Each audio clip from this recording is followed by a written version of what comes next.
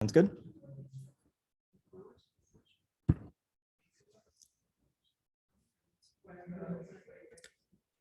All right, so today I'm going to be giving a talk on a paper that I did with Arno, George, and my supervisor in UBC for my thesis called Non-Reversible Parallel Tempering.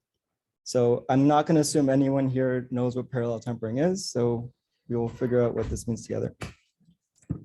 So the motivating problem of pretty much every computational stats like talk is we want to compute expectations. We want to compute them over general probability distributions. We are going to assume we can evaluate them up to a normalizing constant. We want to do them over general state spaces with general functions.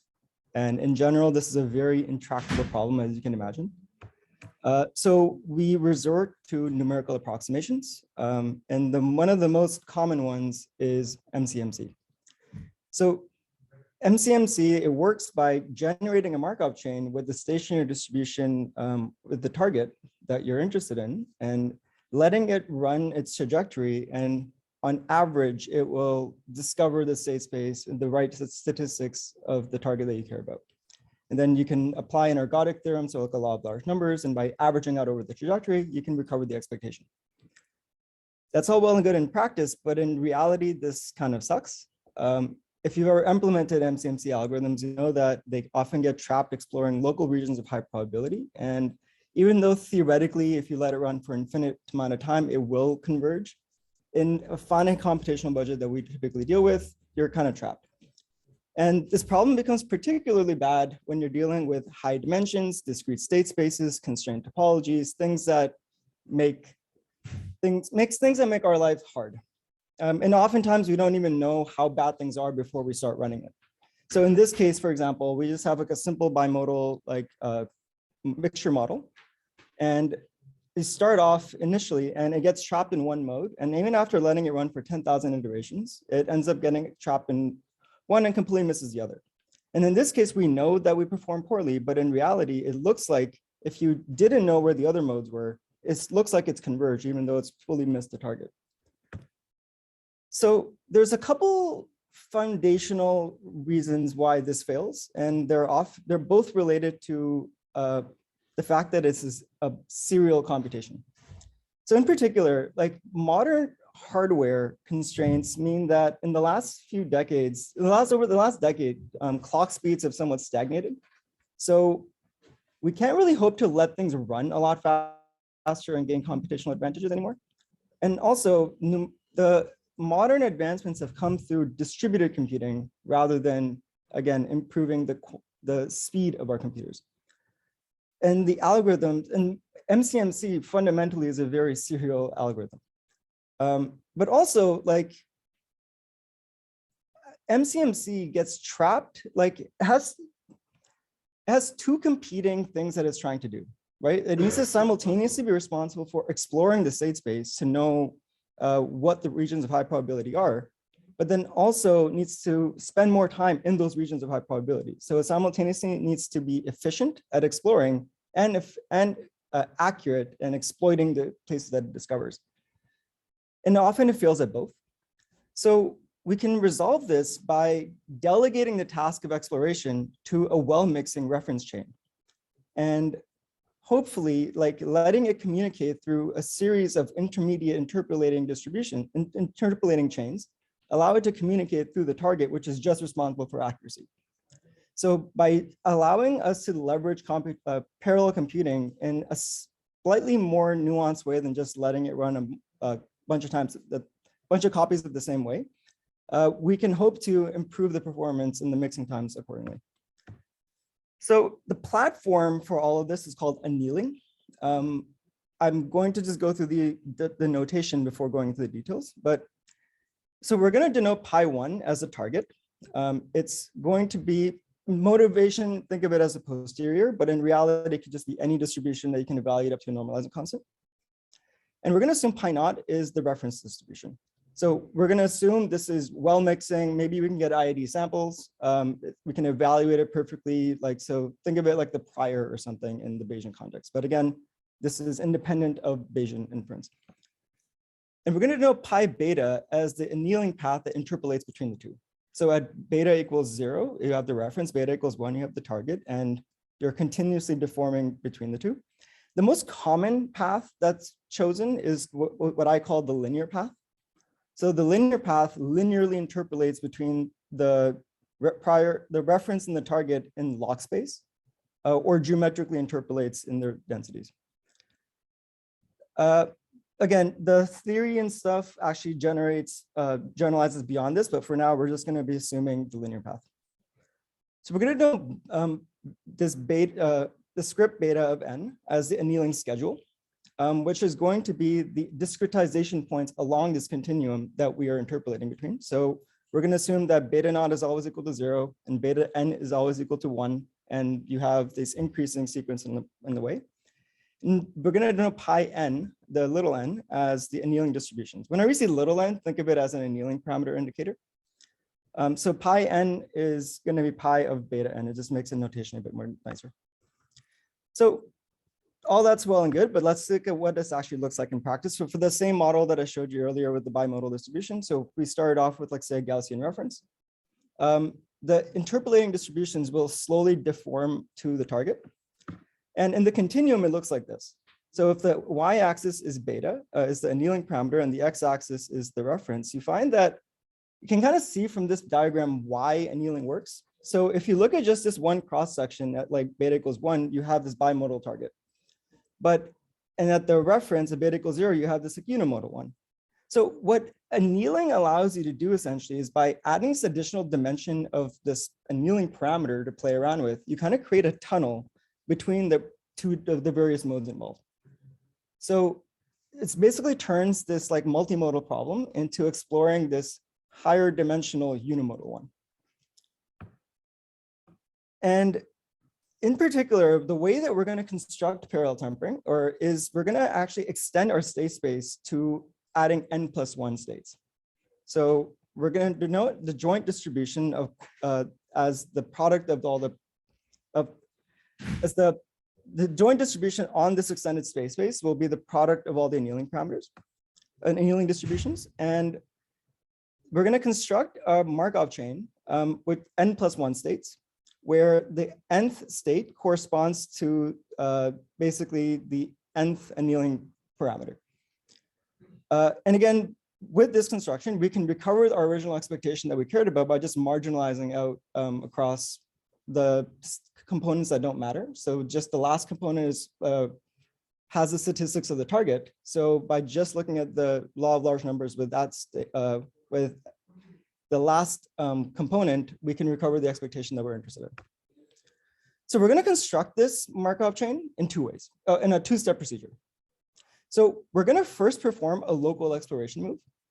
And this corresponds to independently updating each component of the Markov chain according to the statistics of its corresponding annealing distribution.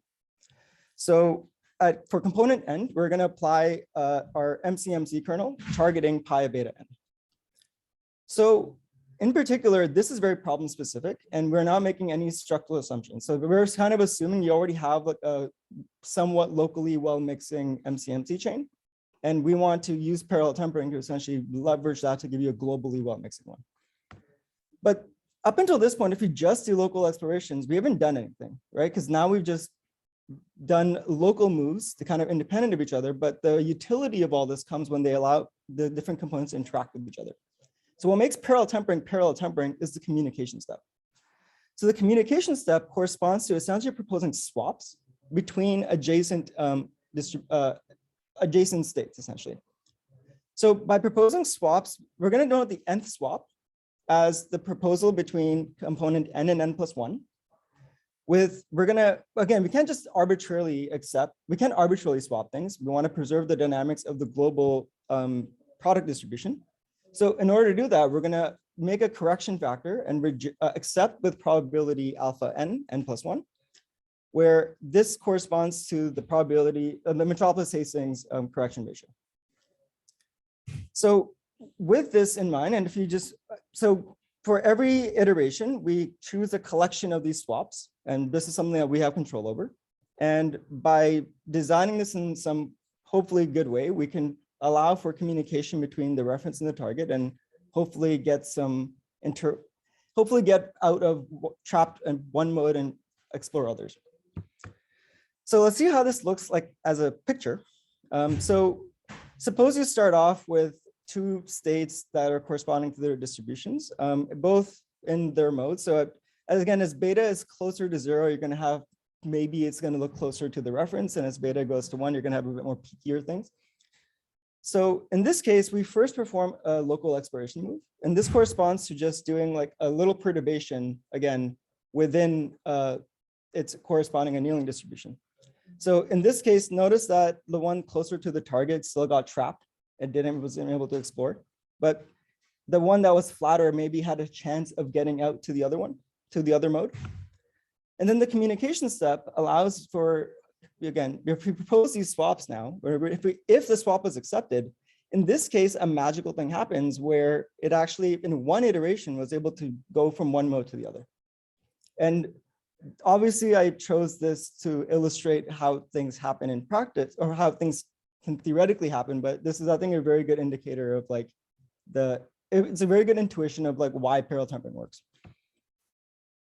So also notice that the acceptance probability, it doesn't care about the location of the modes. It only cares about the relative likelihood. So it only cares about how, like how peaked the distributions of the states are, rather than like the actual modes themselves. So if I have a state at the peak of one mode or a state at the peak of the other, the acceptance probability can't see that. So this kind of like shows like how the local exploration move allows for efficient exploration within a mode. And the communication step is really responsible for communication between modes. So before talking about how like to tune and all that stuff, like let's just compare it to the original example that we had before. So if you, even with like 10 chains, and if you do parallel tempering correctly, you can get stuff like this.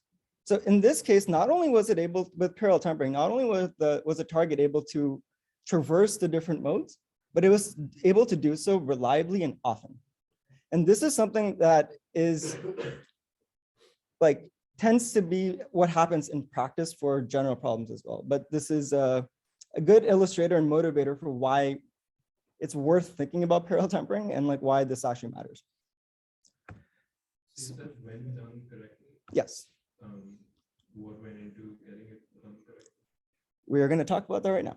So tuning parallel tempering, there's a lot. So when I described the construction of parallel tempering, there's a lot of design choices that went into it.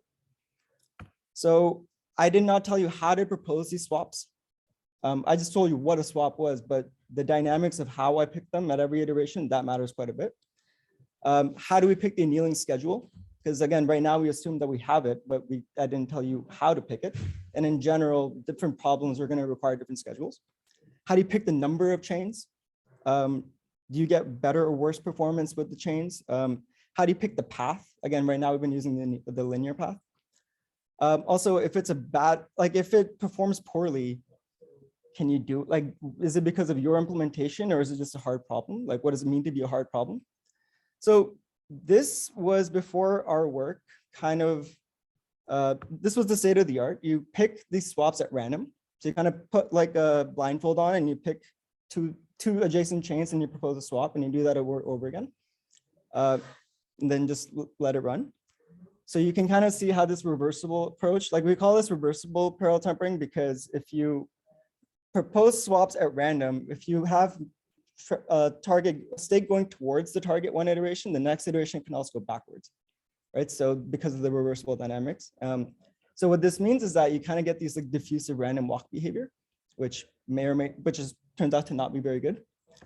How do you pick the actual annealing schedule? Well, the state of the art before this was trying to appeal to these 23% acceptance probabilities that you kind of see in the Monte Carlo world.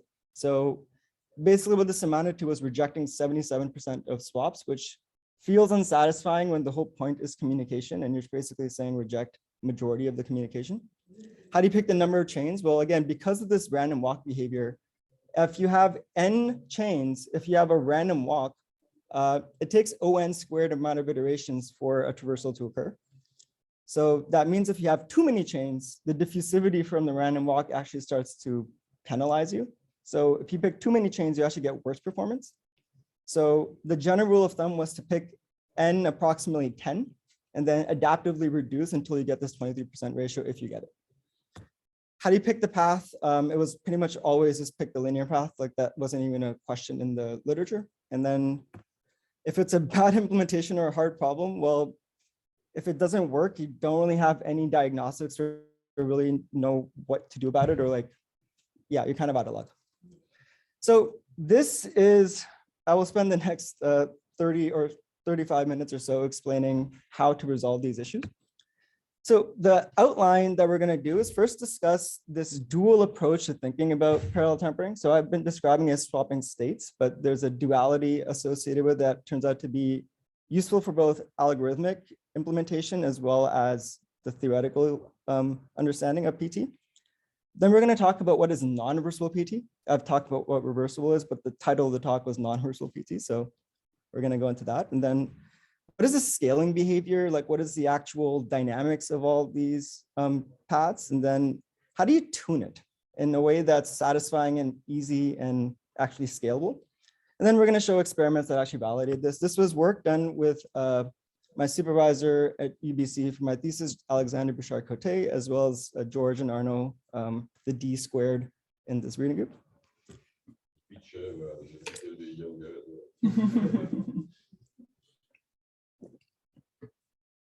Yeah, so this was also published in JRSSB last December. So the main, right now I've been described, I think intuitively it's nice to think of these swaps as swapping annealing, swapping states. But if you're in a distributed context, swapping states could be really expensive, right? Like if the states themselves are like very high dimensional or complex, like you don't, and you have machines communicating with each other, that could be quite like problematic. So it's actually more algorithmically efficient to swap annealing parameters rather than states, because and regardless of the state space itself, swapping annealing parameters is just swapping numbers, which is easy. So, but also by swapping these annealing parameters, you can study the dynamics. So essentially, like if you have say n+1 machines, and you have an annealing parameter and a state associated with each machine. So a communication steps essentially corresponds to like the shuffling of annealing parameters across the machines. So by studying how this shuffling occurs, so the dynamics of these like permutations, you can actually study the communication underlying a parallel tempering itself. So, and when you do this, like when you follow these like trajectories and stuff, you end up getting these nice plots that kind of characterize these random permutations. So by studying these like actual like lines that kind of, if you connect all the lines and you study the dynamics of those paths, then turns out some pretty cool things happen. But yeah, so not only is it more efficient, but it also is like, I think, a useful way of thinking about PT. So in particular, in this case, I'm going to rederive PT, but now we're going to assume that I have a machine M is going to store a state. It's going to store an annealing parameter indexed by some I of MT, where again, and then you have the proposal direction, which is going to correspond to on the machine at the next iteration, which direction am I going to increase? Am I going to propose a swap?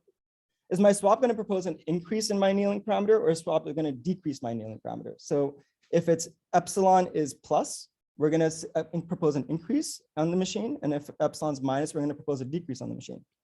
And across all the machines, you can aggregate all these quantities and you get this new PT state on this extended space, where I of t node is actually a permutation on 0 to capital N. So also we can, the reason why this is dual again to the previous construction that I had was like, if you notice that this Y of t, the states across all the machines can be, if you shuffle them according to the permutation, if you invert that permutation, you actually get back the original states X that were corresponding to the annealing parameters themselves. So for each machine, like we can basically do parallel tempering by, again, a local exploration move. So that would correspond to on the machine, you take the state that's there and the annealing parameter and apply the local exploration kernel associated with that annealing parameter. And then the communication step as well, I know what my epsilon is telling me that I want to propose a swap between the machine that has annealing parameter I of t plus epsilon of t. So essentially, I'm going to find the machine with the annealing parameter beta of I plus epsilon, and then I'm going to accept, reject again with the same properties before. And if you can design these epsilons in the right way, you can ensure there's no clashing and stuff occurs, and everything can be done in parallel, and everything is nice. So the objective of parallel tempering is, again, to maximize the communication between the reference and the target. So we can study this through the actual dynamics of a particular machine. So on the machine, if a traversal occurred from if the index of the annealing parameter has traversed from 0 to capital N, that means that the reference and the target have communicated on that machine. And if I look at the communications across all the machines, and if I add them up, then that essentially summarizes the total communication that has occurred. So what we're going to call a round trip is when a machine has gone from 0 to N and back to 0 in this random permutation. So that corresponds to these so these bold line trajectories correspond to this index process. And so a round trip has occurred from this point. A round trip occurred from here to here. So I start at 0, go back to 1, go back to 0. So that means that in that time, a full rejuvenation has kind of occurred in the process. So the round trip rate corresponds by adding up all these round trips that have occurred up until time t. And then I average them out across the total iterations. So so you can kind of think of the round trip rate as a percentage of iterations across that I should expect a round trip to occur. So by maximizing this, we essentially maximize the total communication across LPT. So reversible parallel tempering, again, corresponds to proposing swaps at random, which essentially corresponds to picking these epsilon parameters, either plus or minus 1 kind of at random.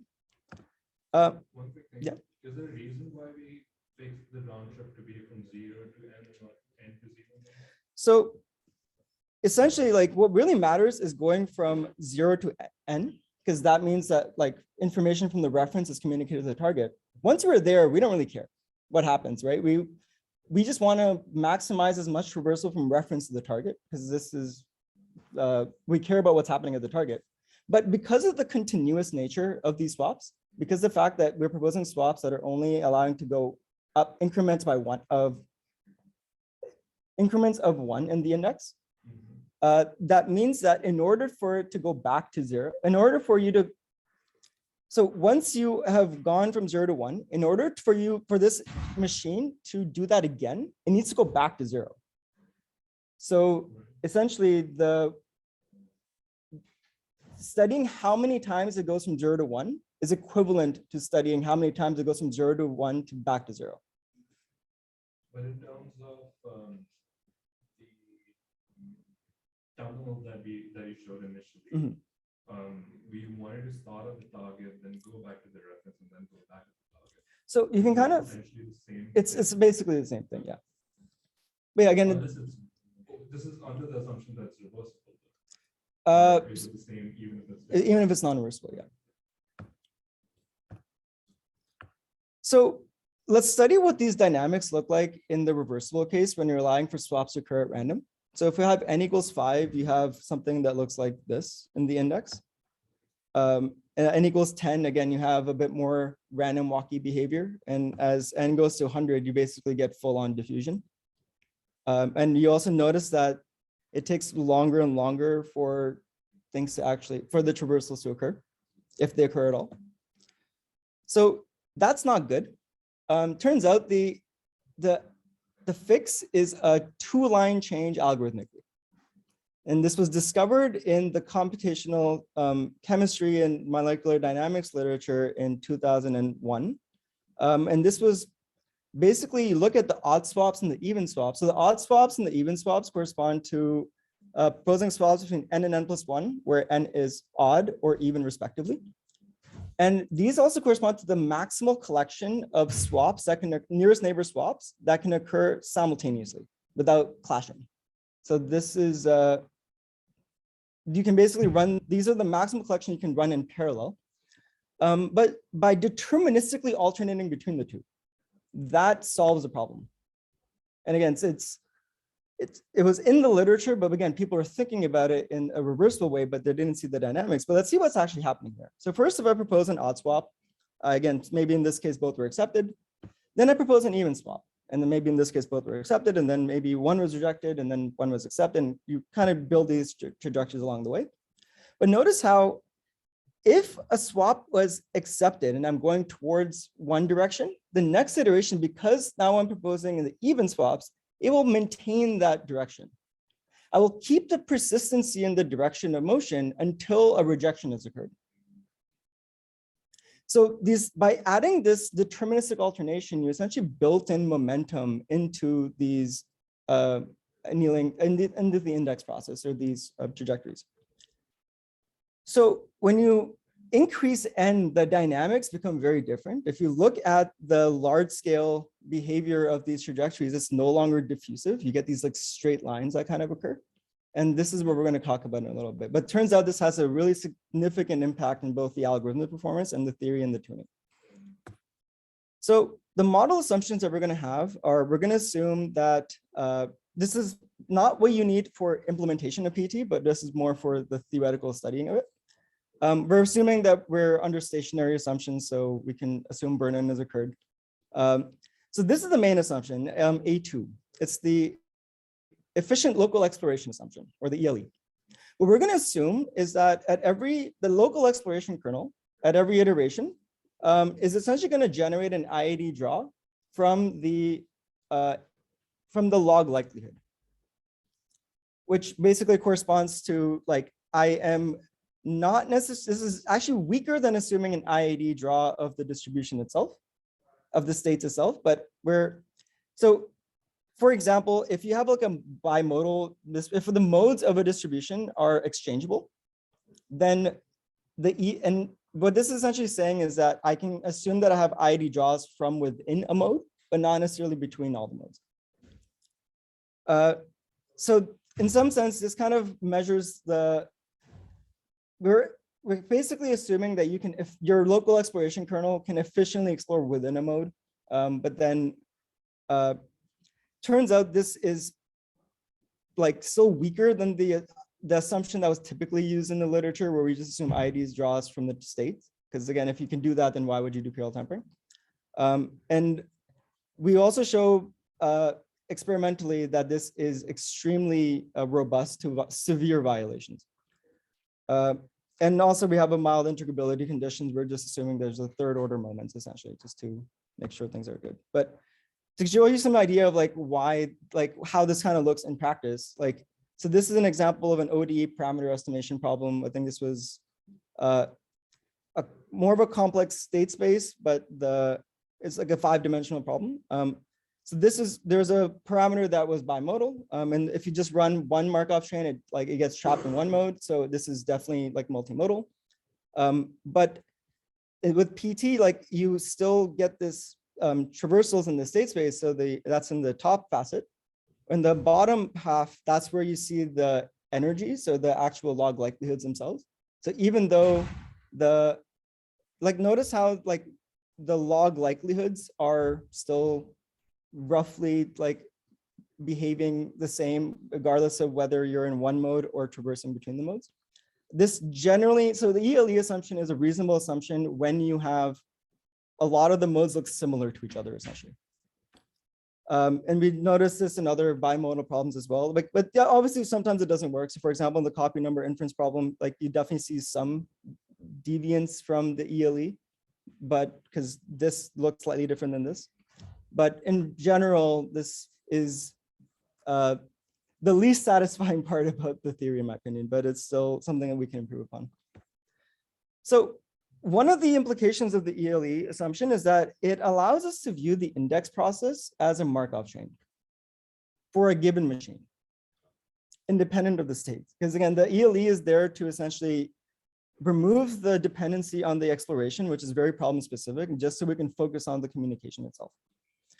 So the index process across all machines is Markovian, when you look at all of the machines in general, that's Markovian, but for a given machine, because of these interactions that occur between machines, a particular machine does not behave Markovianly. So when you add on this ELE assumption and you can essentially marginalize out over the states, you can study the indices on the machines themselves as a Markov process, where I of t kind of corresponds to the position and epsilon t corresponds to the momentum of the index itself. So the way that the kernel that generates the index process as a Markov chain essentially corresponds to with probability S, where S is the average acceptance ratio. You are going in the direction of I plus epsilon. And if you have a rejection occurs, you stay where you are. And that's true for both reversible and non-reversible PT. For reversible PT, again, the only difference between the reversible and non-reversible is in the proposal. So that's in how you pick these epsilons. So in reversible PT, you're picking these epsilons at random. So it's going to be uniform plus or minus 1. Whereas for non-reversible PT, as long as a swap was accepted, so if you are going to keep epsilon the same direction, and if a swap is rejected, or if you hit a boundary point, like i.e. 0 or n, then you're going to reverse direction. So this is, by studying this Markov chain, you can now study round trips as hitting times from 0 to n, and where the transition probabilities are according to these SIJs. And also this, by studying, by allowing us to just look at one machine, it's as a Markov chain, you can also study, you can think of a round trip as a renewal event. So when a round trip has occurred, essentially it initiates the next round trip, and you can keep, and there's like independence that kind of, there's independence between round trips essentially in terms of the dynamics, or conditional independence. So basically by looking at this as a renewal process now, as well as a Markov chain, you can study the round trip rates you can apply the key renewal theorem. So the round trip rate is going to be the average number of the sum of the round trips that occur on average across all the different machines. The key renewal theorem tells you that the total round trips, the average round trip rate on a given machine is essentially 1 over the round trip time on that machine. So by studying now the round trip times, these are just hitting times of this Markov process, we can now actually theoretically characterize and study the round trip rate non-asymptotically.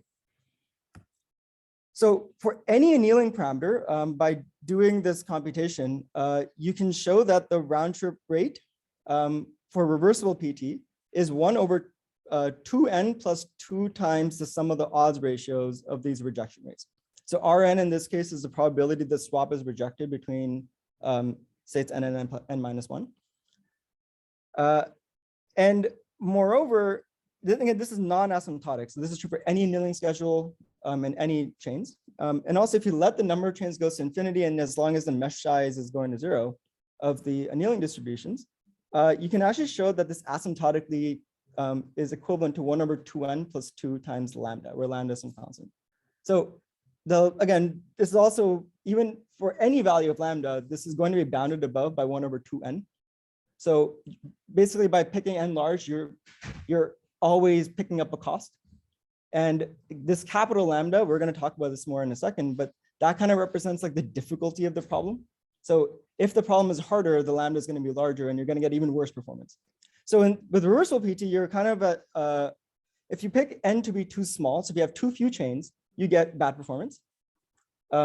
Because if even one of these rejection rates is large, you're essentially going to get, your round trip rates are just going to tank. And if even one of, and if you have n is too large, you're essentially going to get really bad performance as well. So you kind of have to find the best of the worst, essentially, in the reversible case. And what this means is that it also makes it really sensitive to how you pick the schedule and also how you tune all the other parameters accordingly, because you can't leverage high number of chains. Also, algorithmically means that this is not scalable to GPUs. So if you have, say, like 1,000 cores at your disposal, you can't really use them because this means that you're actually going to get worse performance if you do. Non-reversible PT, if you do the same computation, it's like it's a couple pages long. It's not a fun thing to do, but I did it. And turns out you get the same thing minus, instead of a 2n, you get an n.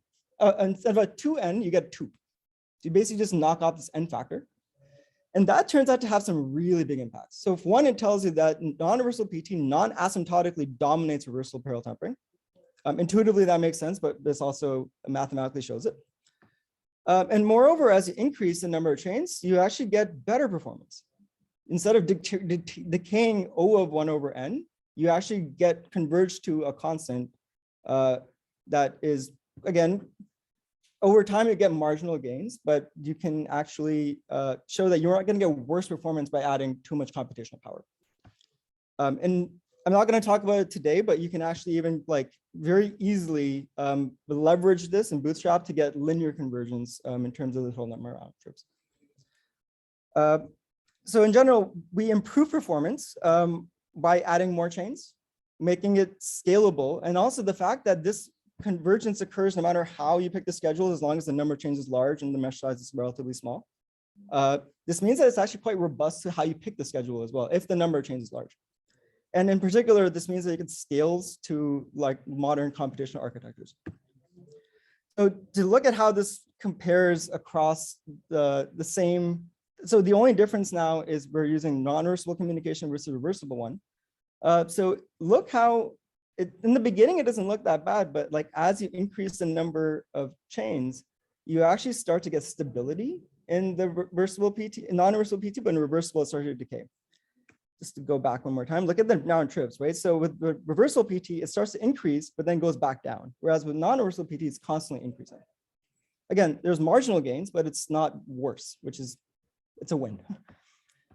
So we can study so if you essentially look at this plot, and if you speed up time by a factor of capital N squared, and if you scale the y-axis by a factor of n, you can show that these trajectories actually weakly converge to diffusion, independent of how you pick the reference or the target or the path between them. In particular, the diffusion is Brownian motion on the interval 0, 1 with reflective boundary conditions. But that aside, what more important is the fact that it's independent of the choice of the path of distributions or the problem itself. So what this means is that when the number of chains is large, the noise from the diffusivity dominates and wins the battle. And again, when n is large, by modifying all the other parameters, you're not going to get, you can't really, you have no real ability to manipulate the dynamics, essentially. So it's not really something that's very satisfying. Whereas with non-reversible PT, by scaling by taking the same plot, by scaling the x-axis, the y-axis by a factor of n again, but if you speed up time by a factor of n rather than n squared, so linearly speed up rather than quadratically speed up, you actually get the dynamics will weakly converge to a piecewise deterministic Markov process that depends on this capital lambda. And we can characterize this process very fully, but I'm not going to write generators down. I'll just tell you that these process looks like you go straight in, it goes in a straight line with unit speed until in your reverse direction with rate lambda. And depending on what value of lambda is, if lambda is large, it's going to reverse more often than if lambda is small. But either way, it's these straight line trajectories rather than these jaggedy ones.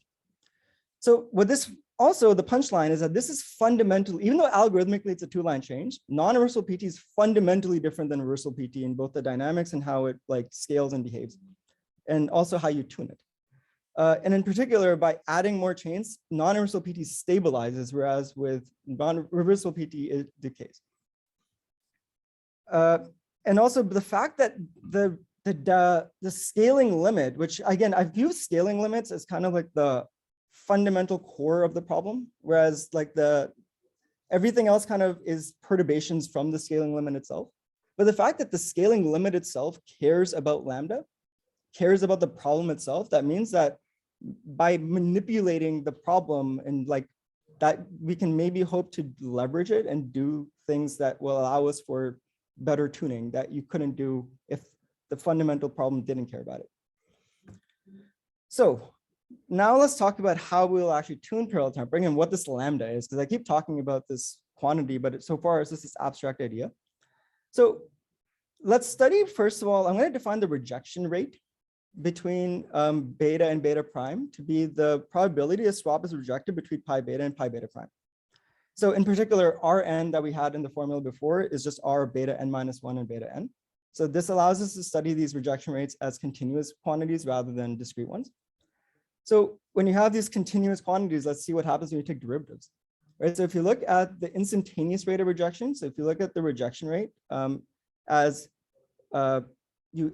basically, if you look at the derivative of the rejection rate along the path at beta, we're going to call that the local communication barrier. So in some sense, this represents the instantaneous rate of rejection and measures how rapidly like the annealing path is changing along the at beta with respect to the rejection rate itself. And then by integrating along this local communication barrier, you can show that we're going to call this the global communication barrier. So you can kind of think of this capital lambda that we had before as like the cumulative rejection rate along the path rather than the discrete one. So again, how do you compute this? Again, I've just kind of showed you these abstract ideas. So it turns out when you're running parallel tempering, you get rejection rates for free. This is a statistic you should be keeping track of. But these rejection rates actually give you information about these quantities that we care about. So we can show that this rejection rate is approximately equal to the integral of this local communication barrier up to a third order error. So what this means is that it's a very good approximation. Again, when n is large. So if you want to maximize the round trip rate, which we're going to go back into the non-asymptotic regime and assume this capital N is large, but not necessarily infinite. For any schedule, you'll actually have the sum of these rejection rates because of this theorem is going to be approximately lambda, independent of how you chose the schedule, which I think is really cool, right? Like it tells you that you get, by summing up these statistics that you just keep track of anyway, regardless of how you pick the schedule, you get an approximate invariant of parallel tempering. It's just this capital lambda. And this approximation becomes particularly good when n is large. And so if you just pretend this error doesn't exist, and if you now want to maximize the round trip rate with this constraint that the sum of the rejection rates has to equal lambda, you can apply Lagrange multipliers and do all that stuff. And you're going to find that the optimal schedule will satisfy a constant rejection rate across all the distributions, which is intuitively makes sense. But because of this theorem as well, you should have that the rejection rate across distributions should also be capital lambda over this global communication barrier divided by capital N. So what this means is the optimal schedule should satisfy the integral between successive distributions of this local communication barrier should be constant and equal to capital lambda over N. So before going with how we can actually compute this stuff, well, this is an example of an Ising model. Like, so this is something where there's like phase transitions and weird dynamics can happen in between the 0 and 1. So in particular, by running PT, like the rejection rates along the critical point are actually going to be higher than other points. So you're going to see in this, so we can see already over here that by running PT, it discovers, by looking at the rejection rates themselves, you'll actually discover all of the weird dynamics that can occur between. So even if I don't know where the critical point is or know anything about the phase transitions, by parallel tempering will tell you what they are. And moreover, if you know what this like path is, you can actually figure out what the optimal schedule should be, like very easily, just by numerical integration of a one parameter quantity. That's really easy. do. So I think that's really cool, right? Because it tells you that the points that are, there's a lot of weird things that are happening. You want to invest more in annealing parameters. And the points where things are a bit more stable, you can get away with letting things spread out a bit more. What's kind of cool as well, I'm not going to talk about it more here, but you can kind of think of this local communication barrier as like the speed of the path. And the global communication barrier is the length of the annealing path. And there's a way to essentially redescribe these optimal schedules as constant speed parameterizations of the path itself. But that's more for later on. But now let's talk about, okay, I have a schedule. I have some arbitrary schedule that I've chosen, and I run PT, and I got these rejection rates. What I can do now is that I can add up these cumulative rejections. So I can just sum up all these rejections and see how that they change over time. And then I can do like a spline interpolation.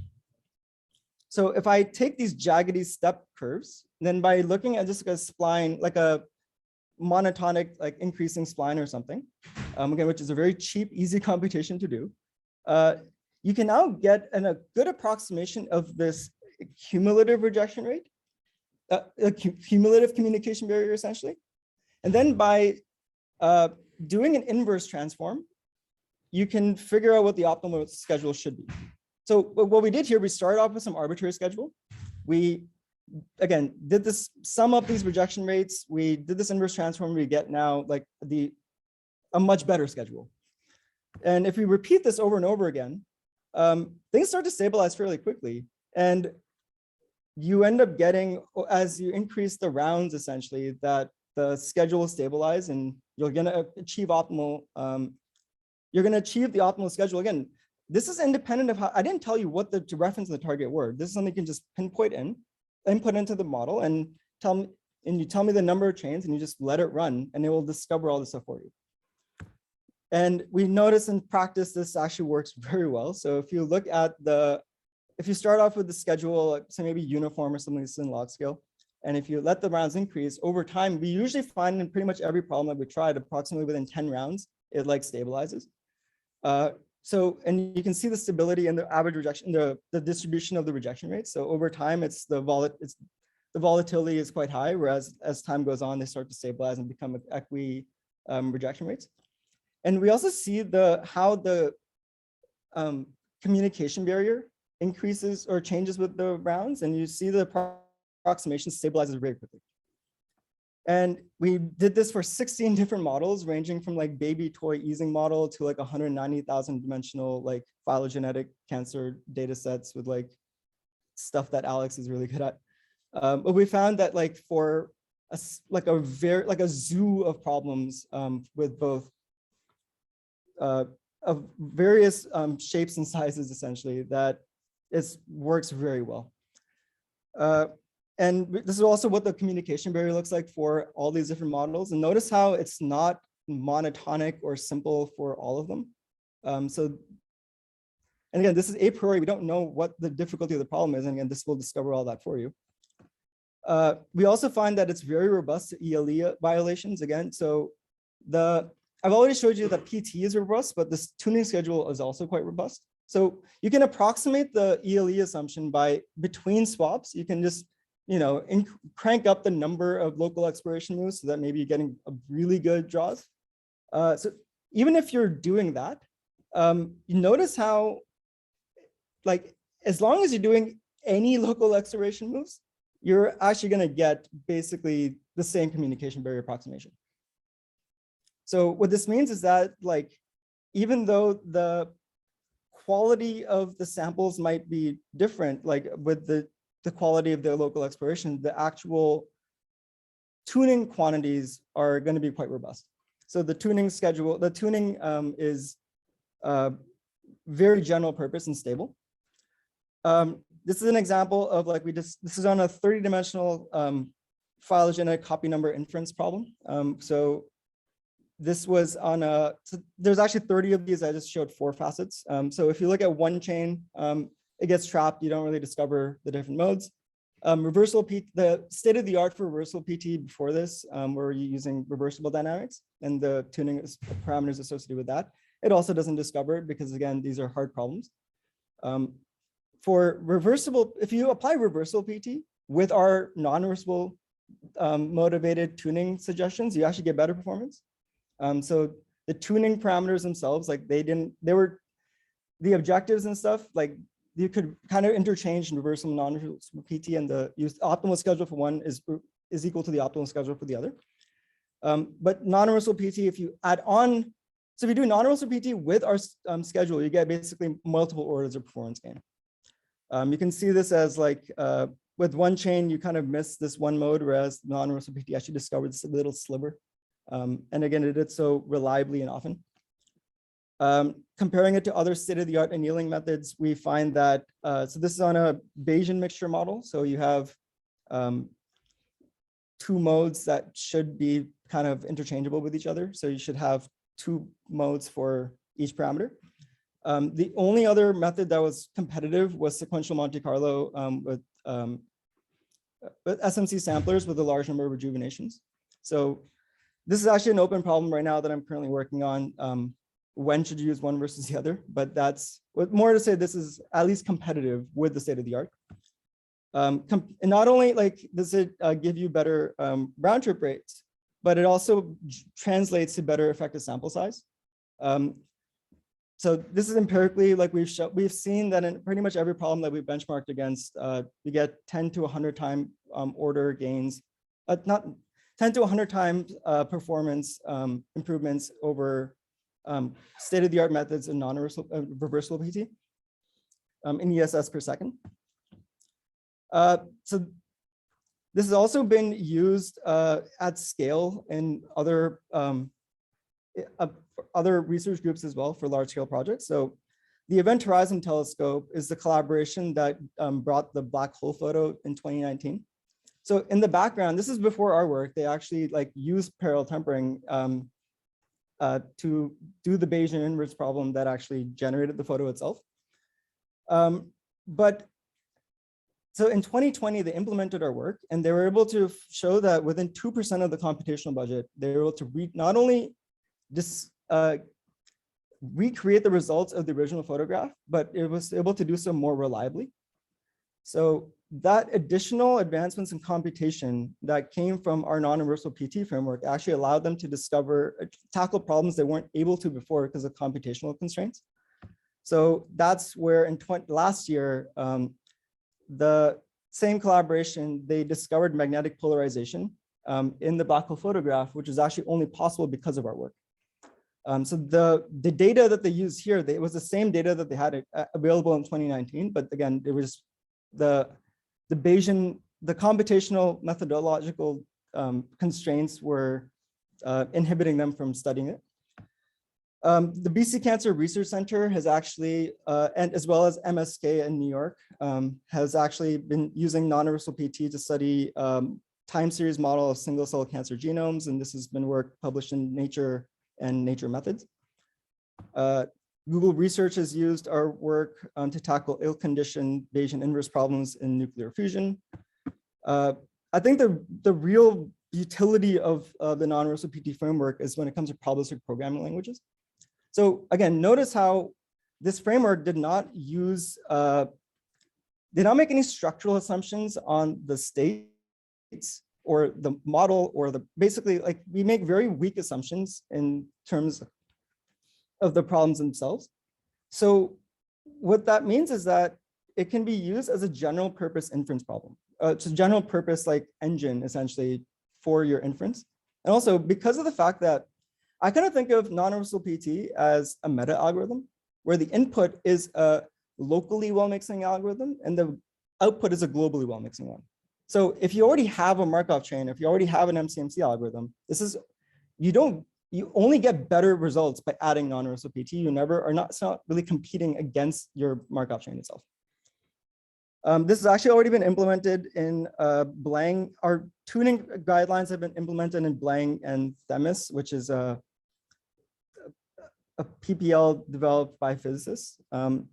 And Turing.jl and TensorFlow probability, they've implemented non-reversible communication, but we're in the process of actually implementing the non-reversible tuning as well.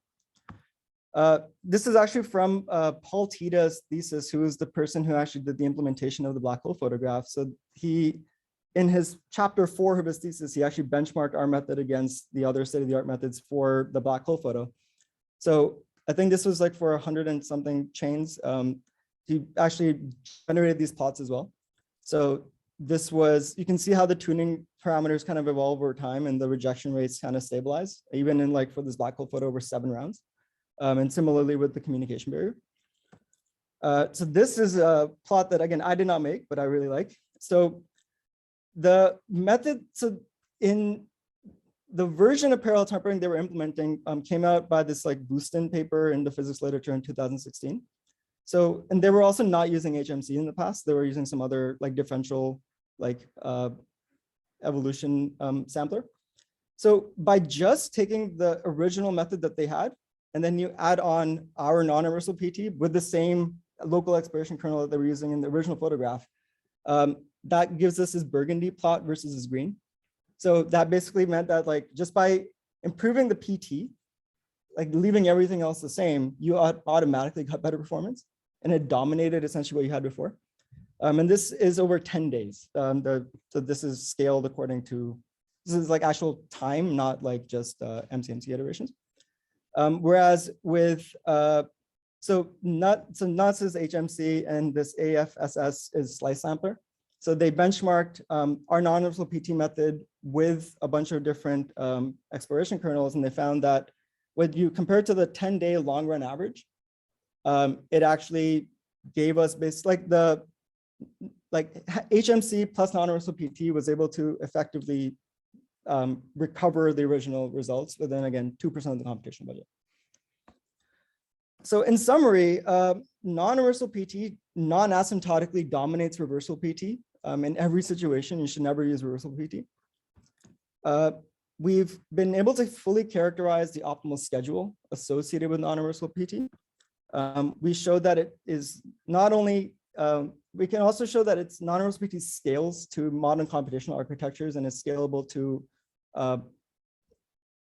large scale problems that has been implemented beyond our lab. It's also, we developed natural efficient metrics that can actually be used to diagnose the performance of non-reversible PT. So like if it's performing poorly, you can study, like you know what the theoretical optimal efficiency should be and what the schedule should be. So you can figure out when you need to perform, when you need to add more resources or how to like modify accordingly if something goes wrong.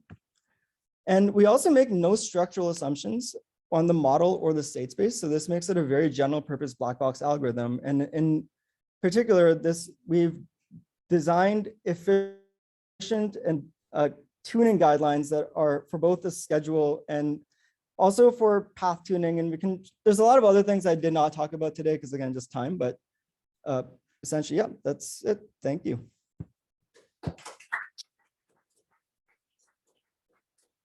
I'm 2 minutes over.